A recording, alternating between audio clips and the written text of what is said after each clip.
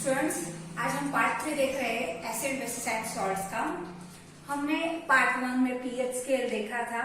0 से 14 होता है, जिसमें 0 से 7 एसिडिक होता है, 7 न्यूट्रल होता है और 7 से 14 तक बेसिक नेचर होता है। आज उस पीएच स्केल का हमारी डेली लाइफ में, रूटीन लाइफ में क्या इंपॉर्टेंस है, हम वो देखने वाले हैं।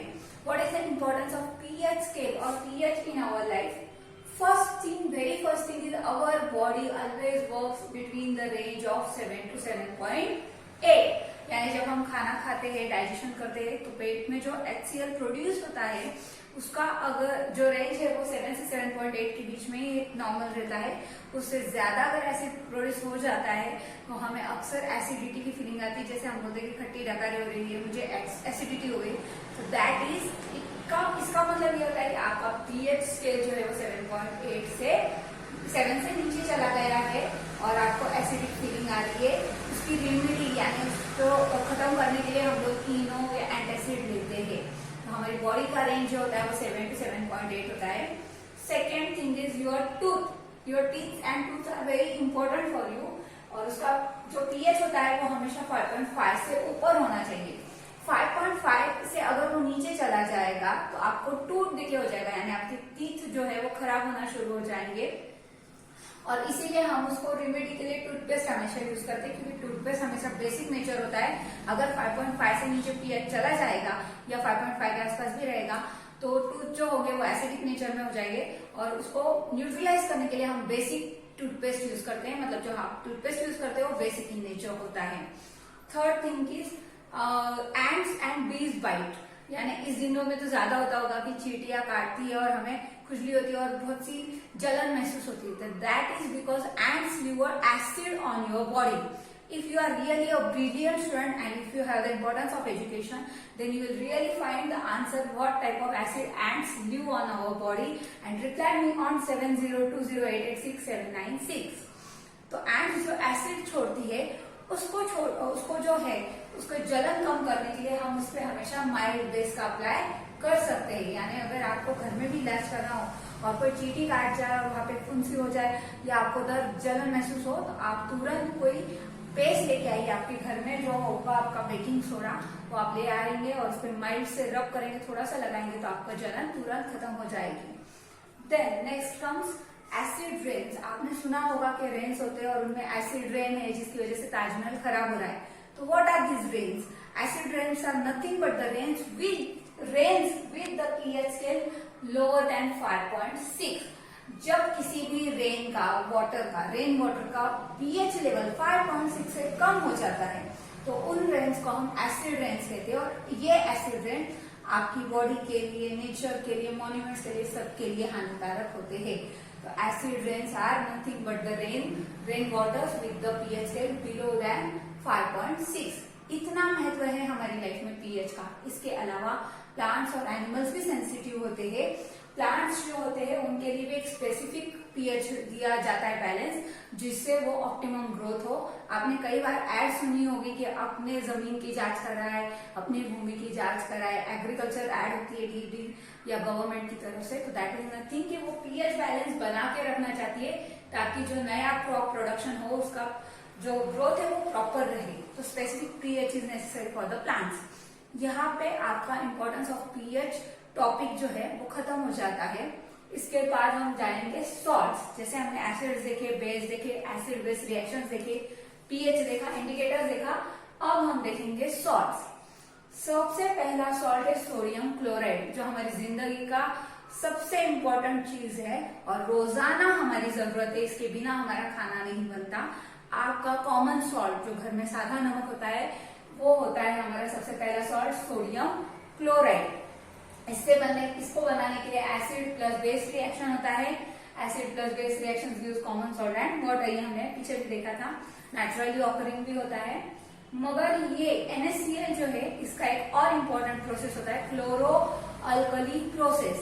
जब इसके सॉल्यूशन में, एक्वियस सॉल्यूशन में इलेक्ट्रिसिटी पास की जाती है, यानी सोडियम क्लोराइड के एक्वियस सॉल्यूशन में जब इलेक्ट्रिसिटी पास की जाएगी तो फिर से सोडियम हाइड्रोक्साइड बन जाएगा, मगर क्लोरीन और हाइड्रोजन दोनों भी गैसेस रिलीज हो जाएंगे।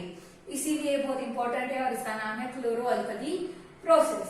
इसके अलावा कुछ इंपॉर्टेंट सॉल्ट्स होते हैं जिसमें आता है पहला ब्लीचिंग पाउडर, जिसका फॉर्मूला है CaOCl2, calcium, oxygen and chlorine का मिक्सचर होता है। ये आपके घर में क्लीनिंग पर्पस के लिए यूज होगा, यानी ब्लीचिंग एजेंट की तरह काम करेगा, डिसइंफेक्टेंट की तरह काम करेगा ड्रिंकिंग वाटर के लिए, और ऑक्सीडाइजिंग एजेंट का भी काम करेगा। Then comes baking soda. ये तो डे बाय डे मुझे लगता है इन दिनों तो ज्यादा यूज हो रहा होगा, क्योंकि cake baking, muffins, small cup cakes ये सब बन रहे होंगे। तो बेकिंग सोडा ये सबसे इम्पोर्टेंट चीज है।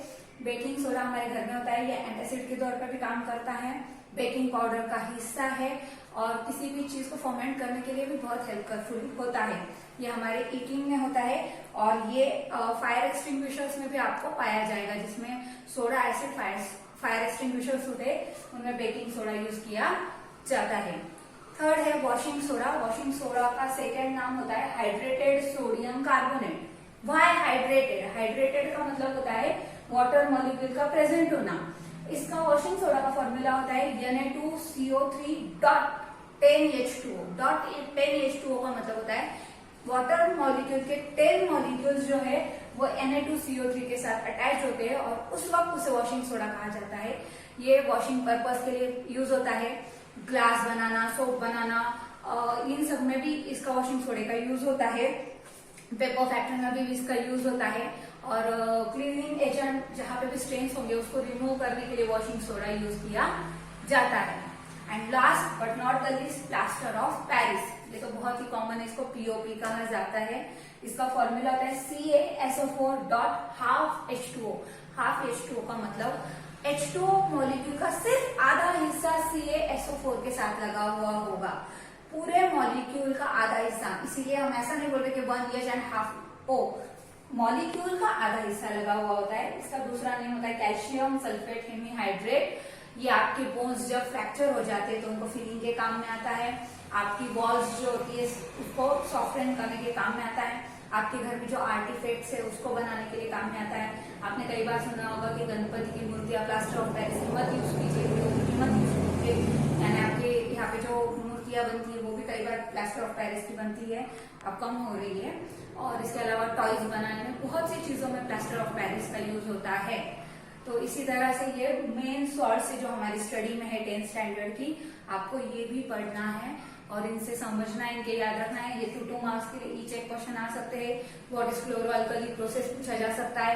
Why half molecule is added of H2O पूछा जा सकता है। इसके अलावा आपको रेमेडीज पूछे जा सकते हैं कि if ant has bite of flood then what should he get applied so that he will get a relaxation. तो आपका आंसर वहां पे होना चाहिए कि he should applied a mild base. A student is having a tooth decay problem, what should he do now? आपको लिखना होगा कि use a toothpaste with a more basic solution so that the acidity of the tooth gets lower down। इसी तरह आपको काफी सारे variety of questions इस पे आ सकते हैं। इसके अलावा एक छोटा टॉपिक होता है कि नेचर ऑफ सॉल्ट्स, जिसमें अगर स्ट्रॉन्ग एसिड और वीक बेस अगर रिएक्ट करते हैं तो जो सॉल्ट प्रोड्यूस होता है वो एसिडिक नेचर का होता है। Similarly weak acid plus strong base होगा तो बेसिक सॉल्ट होगा। दोनों स्ट्रॉन्ग हो गए तो न्यूट्रल सॉल्ट होगा। मगर मेरा क्वेश्चन है कि अगर दोनों वीक हो, वीक एसिड और वीक बेस हो, तो किस तरीके का सॉल्ट प्रोड्यूस होगा। तो ये एक मेरा ट्विस्ट क्वेश्चन है आपकी तरफ से, अगर आप जवाब दे सकते हो। मैंने अभी तक 2 क्वेश्चन पूछे कि एंड बाइट्स में कौन सा एसिड होता है और वीक एसिड और वीक बेस अगर रिएक्ट करते हैं तो क्या प्रोड्यूस होगा। अगर आप ढूंढ पाते हैं इसका जवाब या आप जानते हैं तो रिप्लाई कीजिए 7020886796 पे। इसके अलावा ये लॉकडाउन का टाइम है। पहले तो यहाँ पे हमारा लेसन खत्म हो जाता है acid basis and salts 10th standard CBSE या 10th स्टैंडर्ड इसमें भी चलेगा आपको स्टेट बोर्ड में।